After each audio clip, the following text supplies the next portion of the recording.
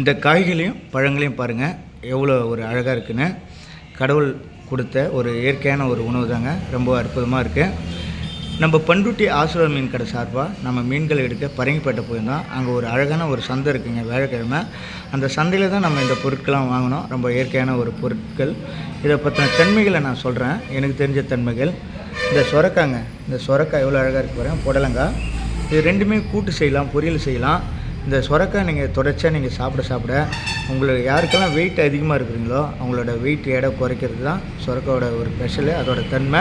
புடலங்காய் நீர் சத்து உள்ளது, அது கூட்டு செய்யலாம், பொரியல் பண்ணலாம். சாத்துக்குடி ரொம்ப ஸ்பெஷலான ஒரு பழங்க இது.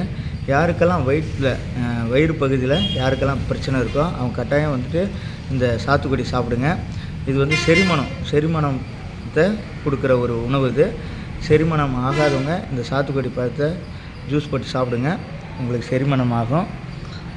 மாதுளை ஒரு முக்கியமான ஒரு பழங்க.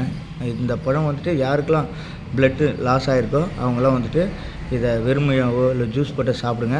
இது வந்து ரத்தத்தை வந்து அதிகரிக்கிற ஒரே பழம் வந்து இந்த மாதுளை. இந்த மரவள்ளி கிழங்கு பாருங்கள். இது வந்துட்டு சுட்டு சாப்பிட்லாம், டேஸ்ட்டாக இருக்கும். அவிச்சு சாப்பிட்லாம், பச்சையாகவும் சாப்பிட்லாம், எப்படி வேணால் சாப்பிட்லாம். ஒரு தரமான ஒரு ஸ்ட்ரென்த்தான ஒரு உணவு தான் இது, இந்த மரவள்ளி. இந்த பொருட்கள்லாம் நான் பார்க்கும் போதே இந்த கூடையில் அள்ளி போட்டோங்க. நாங்கள் அப்படியே பார்க்க ஒரு அழகாக இருந்தது. இதை ஏன் ஒரு வீடியோ போடக்கூடாதுன்னு தான் இதை போட்டோம். எனக்கு தெரிஞ்ச ஒரு தன்மைகளை நான் சொன்னேன். வேறு யாருக்குன்னா இதை பற்றின முழு தன்மைகள் தெரிஞ்சால் நீங்கள் வந்து இதில் கமெண்ட் பண்ணலாம். நம்ம சேனல் இருக்குது ஆசீர்வாத் மீன் கடைன்னு, அதில் நீங்கள் கமெண்ட் பண்ணலாம், ஷேர் பண்ணலாம். நன்றி, வணக்கம்.